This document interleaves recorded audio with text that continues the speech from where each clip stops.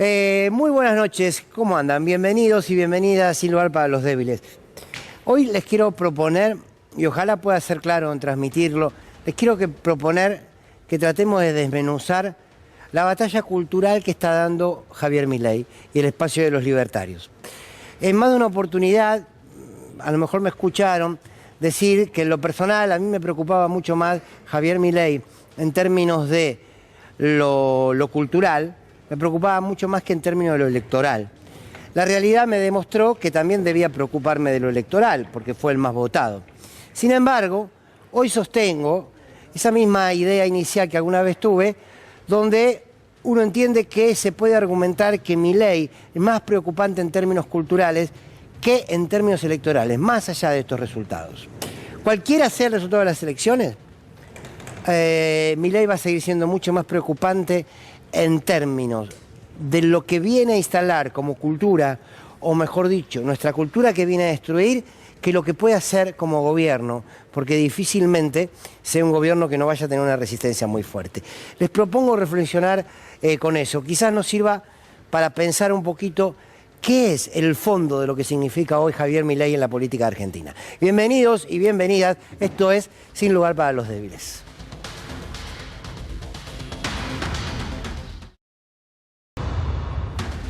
Les decía que ojalá pueda ser claro lo que les quiero proponer reflexionar.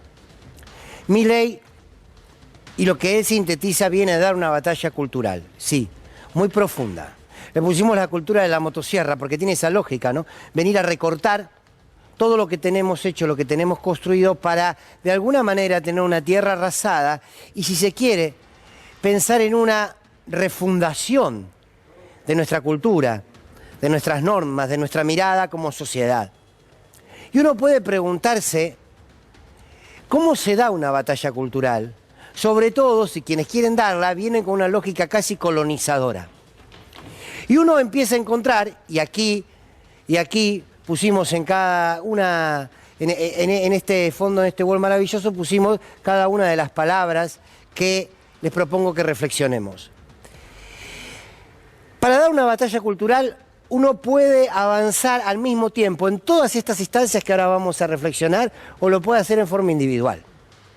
Pero quiero decir, Milei y quienes lo rodean vienen en pos de esa batalla cultural a discutir conceptos. Y vienen a instalar, lo han escuchado, un concepto determinado de libertad. Ponen en discusión la libertad como una construcción colectiva y se sostienen en la libertad individual. En que vos creas y cada uno de nosotros creamos que en realidad lo que nosotros hagamos, nosotros que podemos hacerlo todo, según esa misma lógica, lo que nosotros hagamos va a ser el resultado de nuestra vida. Nos viene a decir que somos libres para hacer cualquier cosa. Y nos viene a decir que esa libertad está basada ¿en qué? En el individualismo, otra de las palabras que ahí pusimos.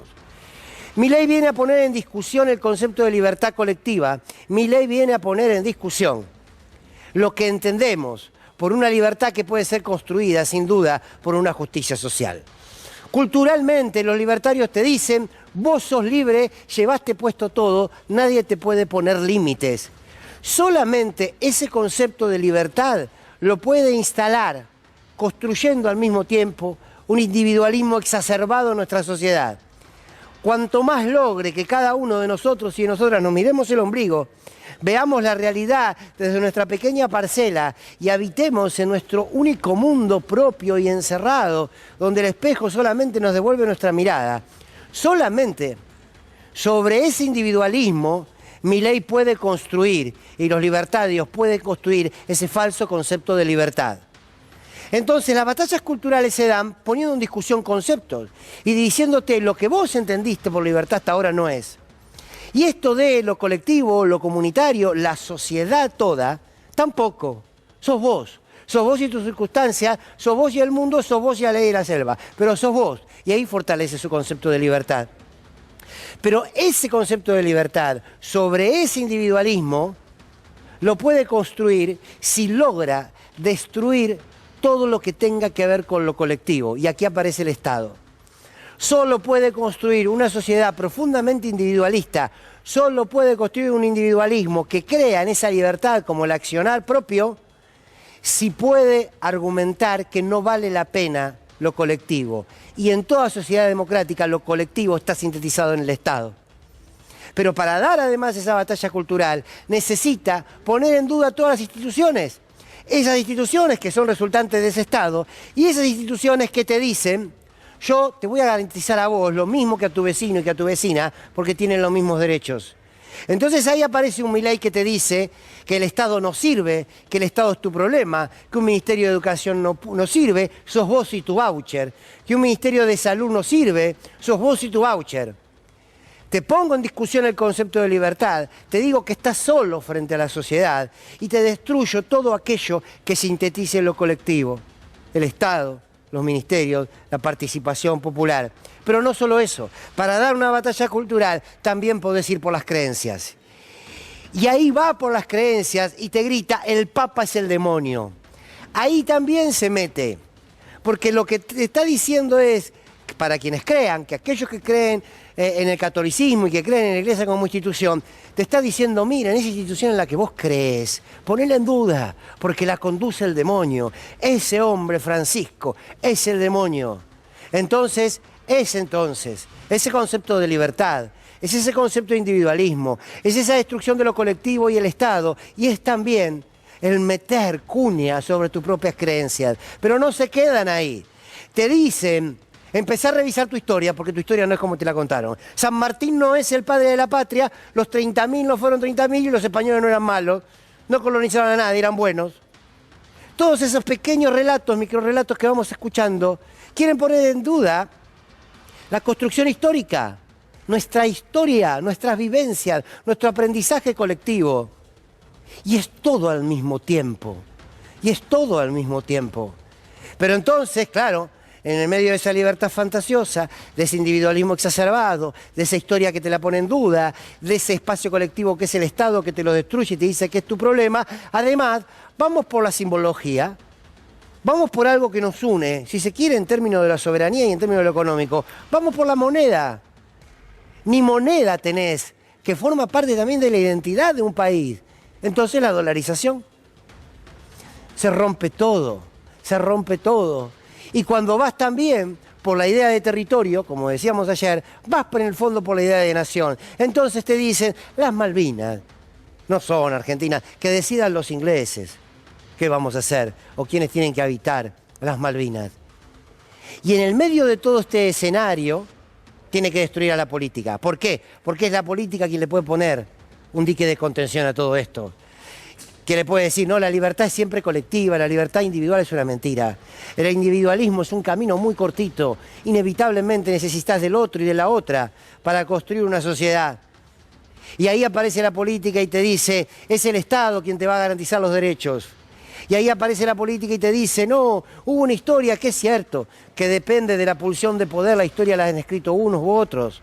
Es cierto, pero hay cuestiones que hemos acordado mayoritariamente, que se dieron de una determinada manera. Y ahí aparece la política y te dice: no, pará, el peso, la moneda de un país, de una sociedad, es un proceso hacia la soberanía económica, hacia la independencia económica.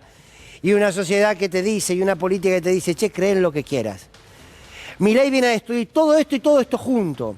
Claro, desde los medios muchas veces contamos todas las noticias por separado. Pero si los agarramos, se metió con todo. Y ese meterse con todo es la batalla cultural que está dando. Y esa batalla cultural es a mí la que más me preocupa. Es la que más preocupa. Porque nos propone un nuevo orden. Nos propone de alguna manera una nueva forma de vincularlo. Solamente en esta sociedad, ya no solamente en un modelo económico, en esta sociedad que pretende Milei, se pueden vender los órganos de un niño. Solamente en esta sociedad que vende Milei, todos estamos a la deriva. Entonces, está dando una batalla cultural. En el fondo, es la destrucción de todo. Esa motosierra, sí, viene a degüello con todo. ¿Para qué? Para refundar una Argentina sin historia.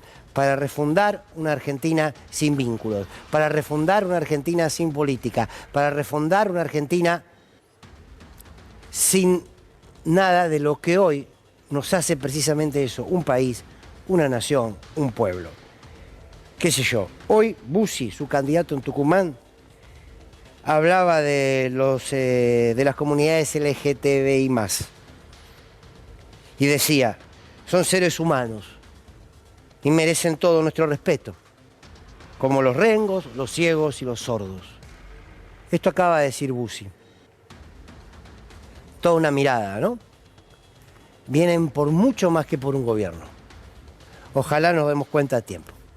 Bienvenidos y bienvenidas. Derechos individuales se ven en peligro, sobre todo mujeres y comunidad LGBT. La posición de cada uno sobre... Son seres humanos que merecen todo nuestro respeto. Por supuesto que Dios hizo a todos los hombres parecidos, ¿no? Iguales. Dios los hizo iguales. Bueno, claro, parecidos.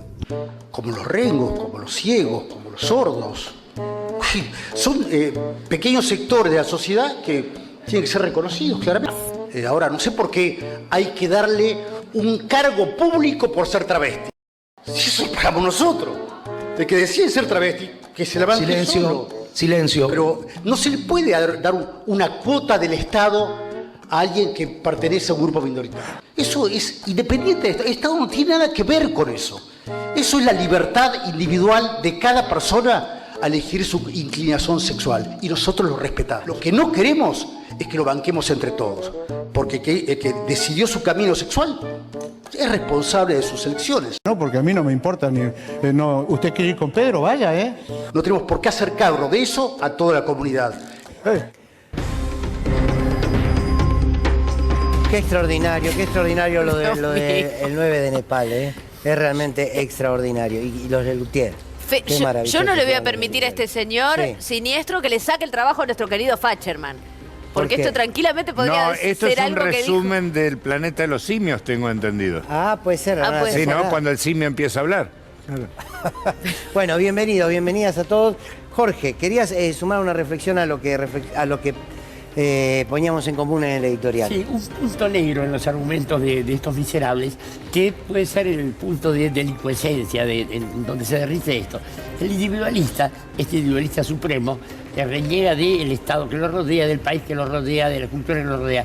Ahora, no es Robinson Crusoe, tiene que remitir a algo. Entonces, lo que está haciendo es cambiar una bandera, cambiar una forma de vida, cambiar una religión por otra. ¿Por cuál le está cambiando? Ya lo sabemos. Eso por un lado. Y por otro lado, en la Argentina, enfrente, no tiene partidos políticos que lo enfrenten, tiene una idea extraña, que es la del movimiento nacional. La de un movimiento que reúne las voluntades de todos para garantizar el bienestar de todos. Esto se llama peronismo, pero no quiero decirlo en voz alta porque por ahí se ofende alguno. Pero creo que son dos datos a tener en cuenta para desarmar lógicamente toda la basura, toda la inmundicia que hay en esta gente. Jorge. Sí, yo sumo también en relación a lo que decías, Fernando, de la editorial, citando a este muchacho Bussi, candidato efectivamente libertario en Tucumán, el hijo de un genocida que fue condenado por crímenes de lesa humanidad y quien reivindica, igual que la candidata a vicepresidenta de Milei, que reivindica los crímenes cometidos contra personas, obviamente, y los 30.000 desaparecidos y desaparecidas. En ese marco, lo que hace Bussi es equiparar básicamente a determinadas orientación sexual con discapacidades, ¿no?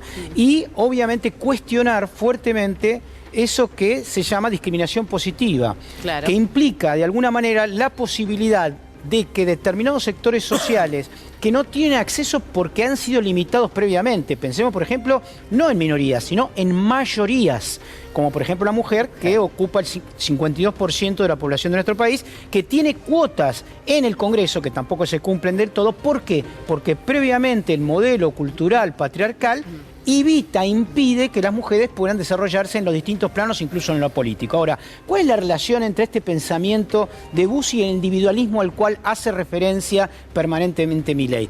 El vínculo es que en realidad ese es un individualismo tramposo, porque lo que pretenden es la libertad de determinados sectores poderosos para poder seguir explotando al resto. Es decir, comprar libertades con su dinero, comprar seguridad privada, comprar educación. Esa es la libertad que en realidad pretenden, dejando al resto de la sociedad, a las mayorías silenciosas de la sociedad, sin la libertad que ellos se arrogan para sí mismos. Nahuel. Bueno, voy a tirar el editorial y me hizo acordar, hay un libro de Agustín Laje. Agustín Laje es un referente de las nuevas extrema derecha, que justamente el libro se llama La batalla cultural, reflexiones críticas para una nueva derecha, ¿no? Y este libro, él convoca una suerte de guerrilleros culturales y plantea algo que, si bien la derecha históricamente le da importancia a la cultura, lo cierto es que no lo hace por lo general en forma explícita, ¿no? Siempre la idea es que la economía y la derecha, la cultura pareciera que queda más en los procesos de izquierda o emancipadores. Y lo que plantea acá el libro es todo lo contrario, dice, la batalla es cultural. Y ahí plantea Agustín Laje, por ejemplo, a qué en su lógica, ¿qué es esa batalla? Bueno, por ejemplo, la batalla contra la ideología de género, aparece muy fuerte la batalla contra lo que él llama que se fue idiotizando porque determinados los valores globalistas. Entonces, me parecía atinado decir, porque a veces emparentamos a Milei solamente con lo económico, con la dolarización, y vos acabas de dar acá en la tecla, porque en este propio libro, que es bestseller, entre todos los libertarios, no es que te dicen un libro de un lado de un peronista o de alguien de izquierda, justamente lo que dice, está muy bien la economía, pero si vos no entrás por la cultura, podés hacer un buen gobierno económico, un mal gobierno económico, y sin embargo no ganar la batalla. Me acuerdo la frase de Margaret Thatcher, a ver si la digo bien. La economía es el método, el objetivo es el alma. El caballo de Troya sería. Es que es por ahí, porque vos no podés instalar un modelo económico de ajuste, un modelo económico de marginalidad, si vos no construís... Claro, no cambiar la subjetividad, exactamente. Vamos a ver, ¿les parece? Y ahora seguimos reflexionando. Algo que también tuvo que ver con las personas con discapacidad o con capacidades diferentes. Y ahí está la mirada de los libertarios. A ver. Revisión de asignaciones por discapacidad para mayor transparencia. Tenemos más de 1.200.000 pensionados por discapacidad. Gente que no trabaja, que está cobrando, según me informa el secretario de Salud, 275.000 pesos todos los meses. Bueno, no tuvimos una guerra, esto no fue Vietnam, y me parece importante que si tenemos esa cantidad de compatriotas en esa situación, no podemos hacer nada, hay que ayudarlos. Pero estaría bueno un reempadronamiento con responsabilidades para todos los que intervienen en darle los certificados médicos, ¿no? O sea, no al libre albedrío, sino, bueno, sos el médico, así que no puede trabajar, bueno, hacete responsable de lo que decís, ¿no? Después de una auditoría. Pero sí me parece que es importante porque cuando asumieron los K, en el 2003, cuando asumió Néstor, había 80.000 pensiones por discapacidad. Y hoy tenés 1.200.000. ¿Sí? Entonces, en 20 años de redistribución del ingreso, de solidaridad, de apretarte con los impuestos y de presionarte y de ponerte cepos y contracepos y problemas para operar, tenés 1.100.000 discapacitados más que no pueden trabajar. Entonces, bueno, me parece que ahí tenés un número enorme que tenés que mirar. Bueno, qué bárbaro. ¿Por qué? Sí, estaba pensando en esto, es muy interesante. La verdad es que la época de sincericidio fascista da material enorme para, en todo caso, para la pedagogía y efectivamente también para la batalla cultural. Una sociedad se puede definir por cómo, de alguna manera, trata a los más vulnerables. Claro. Esa es la definición que en realidad podemos tomar. Y esta gente, que es muy interesante, digamos, las orientaciones sexuales han sido perseguidas, discriminadas, asesinadas, etc. Las mujeres permanentemente han sido raleadas, estigmatizadas, limitadas en su capacidad de desarrollo, etc. Los pueblos originarios son acusados permanentemente de terroristas en la Argentina por esta gente. Los discapacitados son muchos, estamos gastando mucho dinero. ¿Por qué están gastando mucho dinero? Porque no quieren pagar impuestos. en realidad porque estos miserables, que en realidad son el sector más rico de la Argentina o expresan de alguna manera este sector, dicen, no, tenemos demasiado discapacitados.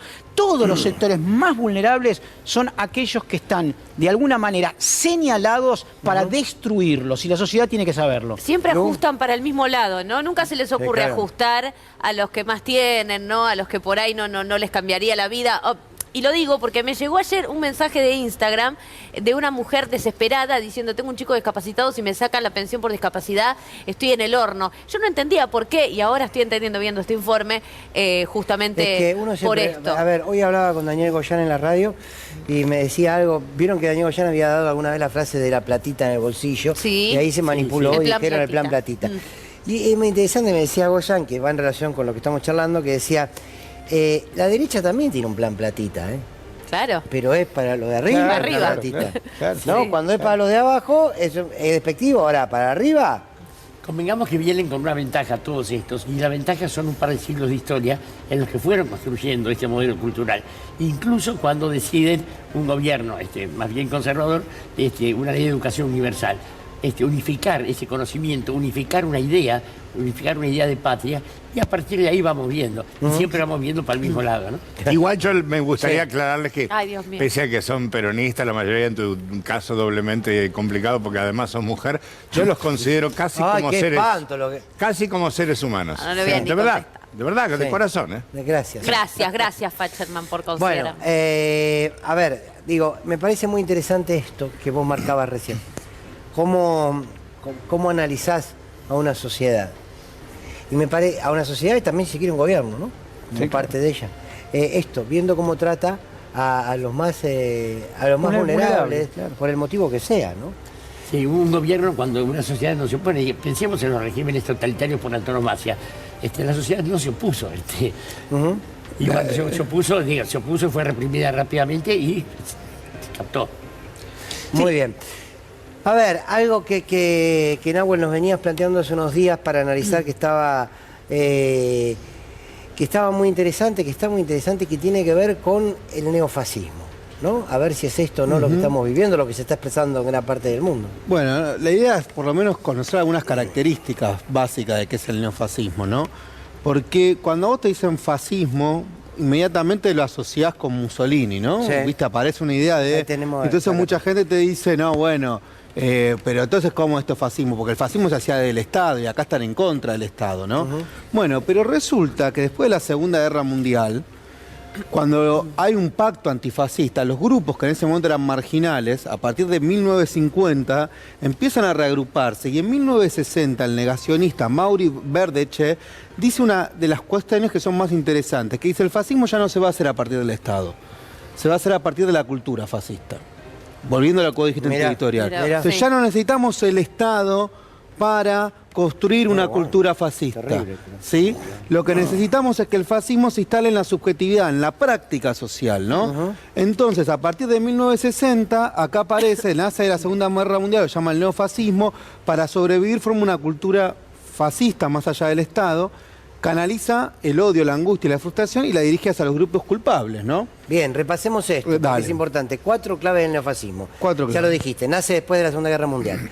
Para sobrevivir, forma una cultura fascista más allá del Estado. Bien, tercero decías, canaliza el odio, la angustia y la frustración y lo dirige hacia los grupos culpables, ¿no? Que, asociando a lo que decía Jorge, podríamos decir los culpables más vulnerables por lo general también, ¿no? En Argentina... se lo vincula con el antiperonismo, el negacionismo y el neoliberalismo, ¿no? ¿Por qué? Porque después aparecen como oleadas, ¿no? Esta es la primera que aparece en 1960, el neofascismo. Después aparece una segunda oleada a partir del principio del siglo XXI. Aparece sobre todo en Europa con los famosos partidos xenófobos, ¿no? ¿Vos te acordás que aparecían, sacaban 4%, 6%, 7%, pero aparece una segunda oleada. Y aparece una tercera, sobre todo post-pandemia, que es la que estamos viviendo ahora, que es una tercera oleada neofascista que ahí sí ya excede a Europa. Lo empezamos a ver en América con Trump, lo empezamos a ver luego con Bolsonaro y ahora empezamos a ver el capítulo criollo, ¿no? Entonces, lo que me interesa es decir, bueno, cuando se habla de neofascismo no es solo un adjetivo, Hay una historia del fascismo y hay una historia del neofascismo, sobre todo a partir de 1960, con estas 3 oleadas que te mencionaba. Hoy escuchaba un spot del gobierno de la ciudad, de Jorge Macri, que decía, ¿se acuerdan cuando se inundaba la ciudad? Bueno, ahora está inundada de piquetes, nosotros vamos a terminar con la inundación de piquetes. Como que ya lo convirtieron esas cosas en propuestas. El odio hacia esas minorías, bueno, primero construyeron, ¿no? un sujeto a odiar. La minoría como catástrofe. Claro, y ahora ya es directamente es una promesa de campaña. Nosotros vamos a terminar, no dicen vamos a mejorar las escuelas, los hospitales, todo, no, vamos a sacar la inundación de piquetes. Es tremendo. ¿Sabés lo que creo que hay algo que subyace en la historia básicamente del fascismo, del nazismo, y que es el odio básicamente a la organización de los trabajadores? Digamos, si uno mira básicamente la llegada en 1932, la marcha sobre Roma de Mussolini, y luego Hitler en el 22, perdón, sí. Mussolini, y en el 33 Hitler, queda claro que en realidad el objetivo central es garantizar que las corporaciones sigan teniendo poder y que todo lo que se desarrolla desde abajo, destrozarlo. Y en el abajo están los grupos vulnerables también. Claro. Obviamente están esos grupos vulnerables que no tienen poder económico. Bueno, el fascismo defiende básicamente el poder económico, como hoy lo defiende claramente Patricia Bullrich y Javier Milei. Bueno, y te podríamos decir también que achicar el Estado sirve a quien, a ver, dejemos las corporaciones. Mira, qué casualidad. Claro. Entonces ya no necesitamos estados fascistas, con que las corporaciones lo manejen. Es muy fuerte esto que sintetizaba Nahuel, de cómo, a ver, vos podés, lo pregunto, vos podés imponer el fascismo desde arriba, para decirlo figurativo, de arriba hacia abajo. Ahora, cuando vos lográs una construcción cultural y lo construís de abajo hacia arriba, me parece que además es mucho más peligroso y es mucho más duradero, porque vos para revertir eso tenés que construir nuevas subjetividades que ya fueron cooptadas por esto, ¿no? Totalmente. Eso explica también la vigencia del fascismo, luego derivó el neofascismo. Y aparte hay algo que se vuelve como el como más explosivo, que es cuando empiezan los puntos de intersección, como al fascismo ya no le interesa a estos neofascismos el Estado, sino que es la cultura, ya empieza a ser mucho más complementario con el neoliberalismo. Porque entonces lo que se termina viendo es un punto de intersección donde somos neoliberales en lo económico y somos neofascistas en lo cultural. Ahora, yo discrepo con una cosa chiquita y creo que no les interesa aparentemente, porque están demostrando como Trump, Bolsonaro, Milei, Patricia Bullrich, que sí les interesa. Lo que hacen es construir una subjetividad para darle sustento y red de contención a el andamiaje por sobre el Estado, la apropiación del Estado para defender a las corporaciones. No hay parecido a la clase trabajadora, además, digo, contemos con esto, porque en el caso de Trump hay un montón de agrupaciones, de pseudo sindicatos que no son nuestros sindicatos, son otros. Saludos de la gente de Mata de Bahía Blanca, de paso para ti. Ah, bueno, muchas gracias. Muchas gracias. Digo, el trabajo sigue existiendo y la fuerza del trabajo también. Te traje una frase cambiamos para cerrar, sí, claro. que creo que a Dorio le va a gustar. Claro. A ver. De Albert Camus, el escritor, ¿no? Premio Dice, Nobel. toda forma de desprecio, si interviene en política, prepara o instaura al fascismo. Te la repito, toda forma de desprecio, si interviene en política, prepara o instaura al fascismo, ¿no? Es extraordinario. Es decir, cuando lo que te está diciendo... ¿De cuándo es este hombre? ¿De cuándo? Y se murió en un accidente automovilístico en la década del 50, fines de los 50. Lo que quiero decir con esto, con esta pregunta es, che, no es nada nuevo lo que estamos viviendo. O sea, la lucha de la humanidad, yo no voy a decir que es circular porque no me gusta esto, ¿no? Pero es eterno y nos vamos a ir dando estas peleas, ¿no? Todo parece indicar que sí. Se renueva, si cambian las formas y los personajes. Bueno, hablando de personajes, estuvo Gabriel Catopodis con Alejandro Fantino en una entrevista. Recordemos primero algo. Fantino le pregunta a Catopodis por lo que hizo el ministro cuando luego de las PASO iba a los lugares donde estaban los trabajadores y las trabajadoras que estaban trabajando haciendo obra pública, los detenía unos minutos y daban una charla política y le decían, che, miren que si gana Milei, la obra pública se termina. Claro. Bueno, esto le critica a Fantino y miren lo que sucedió.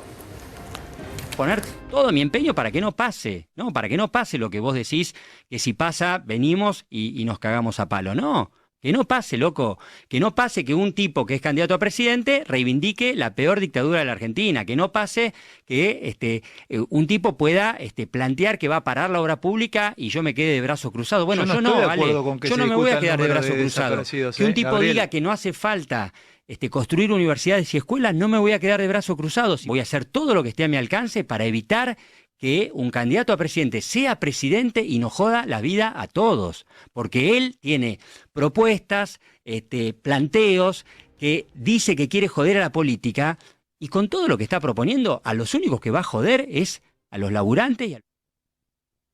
No, sí. Bueno, a ver, acá falta la parte donde Fantino le grita a Catopodis y le dice: vos no podés parar la obra. Vos no podés parar una obra, Gabriel, le dice Fantino. Vos no podés pararla porque la estás haciendo esa obra con la nuestra. Entonces, andá a parar algo que no la hagas con la mía. Eso es lo que le decía Fantino, y que es la gravedad lo importante para destacar de este hecho. ¿Por qué? Porque yo quiero decir, con todo respeto, ¿quedó claro lo que le dijo Fantino? Sí. Me llamó la atención, lo retó. Yo lo que quiero decir es que un ministro detenga una obra pública y dé una charla política no está mal. No está mal. Sobre todo porque los trabajadores tienen derecho a discutir política, pero además, porque, calculo, tenemos derecho como trabajadores a parar un rato, ¿no? Por supuesto. Voy a charlar externo. Pero además quiero decir algo, sin intentar lastimar y ofender a nadie, pero un hecho de la realidad. Qué lástima que Alejandro Fantino, con el que no me interesa polemizar porque yo no soy nadie y él tiene una larga carrera, no estaba tan severo cuando tenía sentado a D'Alessio en sus mesas en un canal de televisión al aire, que terminó siendo un abogado trucho, que extorsionaba y que espiaba gente y que está preso. Qué lástima que Fantino no era tan severo con los políticos cuando lo tenía sentado a Barrio Nuevo en esa mesa, en ese programa, diciendo que tuvo secuestrado en su casa a Alcázar para que acuse a una determinada persona en un determinado momento en una causa que fue armada. Qué lástima que en aquel momento el colega no se le ocurrió ser tan firme con el periodista Daniel Santoro, que es el titular de FOPEA, que estaba en el Grupo Clarín y que operó en contra de Máximo Kirchner y Nilda Garré, inventando cuentas en el exterior. Quiero decir, esa mesa de operaciones, que fue un programa de televisión, no contaba con un periodista tan incisivo como ahora. Una lástima. Quizás nos hubiésemos evitado tanta persecución política. Te agrego una un dato cosa. de color para ejercitar la memoria. No, te agrego una cosa. No es la misma percepción que tienen, por ejemplo, con el presidente de los Estados Unidos cuando el 26 de septiembre reciente fue a un piquete de huelguistas de la industria automotriz en Ohio, y que obviamente los medios oficiales de la Argentina consideraron como un acto de arrojo y de responsabilidad y de solidaridad con los trabajadores en huelga contra 3 grandes empresas automovilísticas de Estados Unidos. Es decir, la doble vara del pseudo periodismo argentino, que son nada más que activistas y militantes de partidos políticos de la derecha pagados y financiados por ellos, es un escándalo.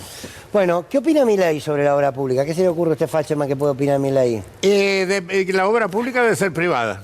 Todo lo público debe ser privado y lo privado debe ser privado. Claro. ¿Alguien dijo esa frase alguna vez?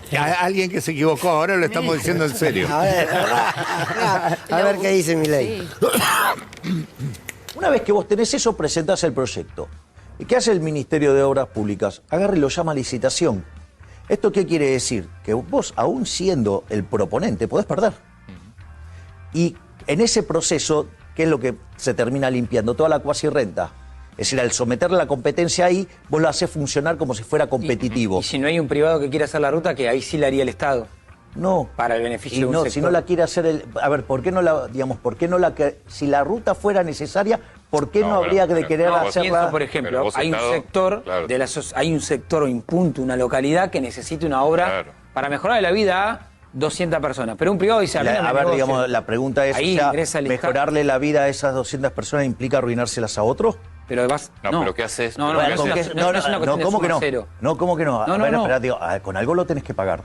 Sí, claro. Ok, entonces se lo tenés que sacar a otro por la fuerza. Claro, pero no, se distribuye. ¿Cómo que no? Está bien, pero, ¿Cómo que no? pero vos tenés, cuando vos decís, yo desde la poltrona quiero que X tenga esto, ¿cómo se lo vas a dar? Por eso, porque se lo está sacando a otro por la fuerza vía los impuestos. En ese caso, mi pregunta es, si no hay una iniciativa privada que ve un negocio en esa obra, no se hace. No. Porque el Estado no lo puede hacer. No, porque si... Dame un segundo. A ver, si el proyecto no es rentable, quiere decir que la sociedad no lo valora. Si la sociedad lo valorara, ¿sí?, sería rentable y se podría hacer. Yo les pido perdón, pero yo no lo entiendo. Para mí la única obra que le interesa a Milei es la de Fátima Flores, ¿no? Que termina las obras diciendo viva la libertad avanza. Es la única obra que le interesa. No, pero es muy claro lo que está diciendo, muchachos. Solamente tiene sentido aquello que hace y tiene lucro. Lo necesario es rentable. Es decir, si hay personas, lo dijo claramente, si hay personas en un pueblito de la Argentina que son pobres, no hay que hacer una ruta y que queden aislados y que se mueran, que no tengan una ambulancia, porque son pobres. Ahí, perdón, no. Espera, como La Rioja. Digo, La Rioja no tenía vuelos de aerolíneas argentinas hasta hace poco. Me ha pasado a mí tener que viajar a San Juan para poder tomar un avión a Buenos Aires o donde fuera. Digo, esta es la idea. Si no es rentable, no es necesario. Es que me parece que ustedes se manejan con una definición antigua de Javier. Ustedes creen que él es un libertario. Él básicamente es ANCAP. ¿Qué es eso? ANCAP, anarcocapitalista. Lo principal que está en su mente es que él no tiene por qué negociar con otras personas. Porque cuando era chico le sacaban los juguetes, todo lo empujaban. Entonces ahora está cobrando ventaja, de venganza de todo lo que está armado. No, es una definición muy profunda porque pinta de cuerpo entero como es la filosofía de Javier Milei. También ayer Axel Kicillof decía la escuela austríaca, que es de la cual Javier Milei se inscribe, que es una escuela que ha sido cada vez más excluida de los círculos académicos. Y que históricamente es la base del nazismo, digámoslo también. Por eso, yo lo que quería ir es que la escuela austríaca, una de las cosas que plantea es la mercantilización total de la vida. O sea, entonces ahí aparece un punto de ruptura con los liberales clásicos. En los liberales clásicos, por ejemplo, en John Locke, la idea de que en la sociedad civil era importante, de la libertad natural, la libertad en la sociedad, que existan determinados derechos, que vos tenías que tener determinadas garantías para poder ejercer tu ciudadanía, estaba presente. La escuela austríaca rompe con eso y dice, no, mercantilización total de la vida. Y acá lo que te está planteando es lo mismo. Es decir, si hay un pueblito de 200 personas, no importa porque no es rentable a la mercantilización. Bueno, como si faltase algo de postre lo tenemos a Ramiro Marra. Primer consejo, mucha gente joven mira este canal, la mayoría son jóvenes, no te independices, vivilos, son tus padres, decidieron que vos vengas al mundo porque capaz estaban aburridos, que paguen ese costo, que te financien, si podés vivir en su casa te vas a ahorrar un alquiler, si podés ir a comer los domingos, anda a comer los domingos a la casa de tus padres, ellos tuvieron más recorrido en su vida económica y pudieron ahorrar, ahora que lo disfruten con sus hijos, no está mal. No sé quién dijo que sacar beneficio financiero de los padres está mal, si a ellos los hace feliz. ¿Querés cambiar el auto? Y decís, tengo una abuelita, un abuelito, una tía, o capaz un amigo que me puede prestar esta plata. Entonces vos primero vas y le pedís pesos prestados. Obviamente, como hay un lazo sentimental, no tienen que cobrar intereses. Seguramente te van a decir, bueno, te presto dólares, pero me devolvés dólares. Sí, por supuesto. No estamos incitando a que la gente vaya a pedir plata para no devolverla. Hay que devolverla en el mayor tiempo posible. Es parte de la negociación. Pero saquémonos esas inhibiciones que nos hacen alejarnos de nuestras posibles herramientas de financiamiento gratuitas. Yo no sé cómo tomarlo. Yo no, pero a ver, digo, es que ¿sabes lo que me parece también? Que no soy de los que creo que vos tenés que ser una persona calificada para ser candidato a nada. No, yo creo que cualquier ciudadana puede ser candidato.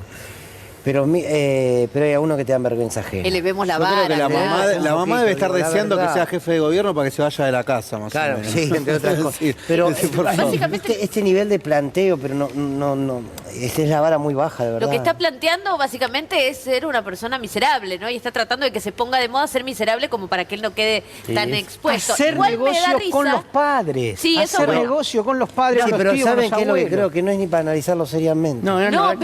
Yo creo que lo que él está confesando es que los padres lo tuvieron porque estaban aburridos. Una lástima que no existía el aborto legal en ese yo creo momento, que hay que analizarlo, ¿sabes por qué? Porque es lo mismo que dijo Milei hace un rato. El objetivo, el único valor posible de la vida es cagar al otro. Es cómo beneficiarse y es un lucro a partir del otro. Frente a esto, el amor, los sentimientos, la solidaridad, la compasión, son sentimientos que no coinciden, en realidad son despreciables, lo dijo Milei hace un rato. ¿Cómo vamos a ayudar a 200 tipos si no es rentable? Porque para eso lo único que existe es la renta. Igual a mí me encanta cuando se defienden con argumentos por izquierda, porque la otra vez le decían que bueno, que él había heredado el negocio de su padre y que entonces, bueno, había nacido con privilegios. Él dijo, no seas machirulo, de mi padre y de mi madre. ¿Por qué sos tan machirulo y no nos mencionás a mi Es un padre? estafador, Es es un feminista miserable, también. digamos, es una mala persona y es digamos, a ver, un ser humano chiquito, no Chiquito Romero, digo, sino un chiquito... No, Chiquito Romero, Chiquito por un Romero. homenaje público a Chiquito perdón. Romero, por Gracias. favor. Digo, es un pensamiento muy chiquitito, además, chiquitito y muy dañino. Bueno, muy bien. Quiero hacer una reflexión final porque me olvidé el cuento. Me olvidé el cuento, pero no importa. Leí el niño, estoy atrasado con la NAO. ¿Viste? Después si no me escriben. No, me parece, gracias a todos y a todas. Oh, qué lindo estuvo, ¿eh? Estuvo Qué lindo Muy rico todo. muy rico todo. No, me parece importante, si se quiere, para sintetizar esto que estuvimos conversando esta noche, y me parece que tiene que ver con hacer el esfuerzo por momentos de salir de la vorágine, de las discusiones políticas, de los grandes títulos, ¿no? De las grandes luces, que a veces se las ponemos desde los medios. Nos quedamos con un fragmento, con una noticia, allí ponemos todo el foco, allí ustedes se detienen, escuchan, analizan con nosotros desde acá, pero a veces detrás de eso hay mucho más. Y a mí me parece que lo mucho que viene con esta idea de Milei, con esta posibilidad de que gane una elección, y puede ser lo más romántico, pero creo que en el fondo es lo sustancial, que es una mirada, que sintetizaba muy bien Jorge Elban recién, es una mirada de lo humano que es muy preocupante, La libertad avanza en el poder, en el gobierno, no es Macri, porque Macri no tenía ni la capacidad intelectual para llevar adelante este proceso anticultural que quiere llevar adelante Milei. Es, si se quiere, lo más oscuro de la democracia, del 83 hasta hoy. Milei sintetiza todo aquello que una persona de bien no debiera querer. De verdad, a lo mejor suena como un poco autoritario. No estoy diciendo que el que vota a Milei no es una persona de bien, porque puede estar equivocado, porque puede tener una emoción. Bien. Pero sí creo que cuando uno agarra lo que Milei nos propone para la vida, lo que Milei nos propone para la mirada del otro, lo que Milei nos propone para pensarnos, la verdad que es denigrante. Atrasa siglos en términos de lo humano. Que un pibe no tenga derecho a educarse no es solamente una discusión política, no es solamente una discusión entre el rol del Estado y el mercado, es una mirada sobre la niñez. Que un pibe que vive en la puna, como decía Jorge Dorio, no pueda tener un camino seguro y asfaltado para ir a la escuela, o no pueda tener una salita a un hospital público porque no es rentable. No es solamente una mirada económica de la ganancia o la no ganancia, es una mirada sobre nuestra niñez. Cuando dicen que van a recortar derechos y que no vas a tener, y que como trabajador, que no es cierto que donde hay una necesidad existe un derecho, como decía Eva Perón. Cuando te dicen que eso es mentira, no es solamente un posicionamiento político o económico, es una mirada sobre el ser humano, es una mirada sobre el trabajador y una trabajadora. No puede existir un trabajador y una trabajadora que sabiéndose y queriéndose como tal vote a Milei. Es contra natura Milei, me parece. Nos encontramos el martes, si tienen ganas, a las 11 de la noche aquí, Sin Lugar para los Débiles. Chao, gracias.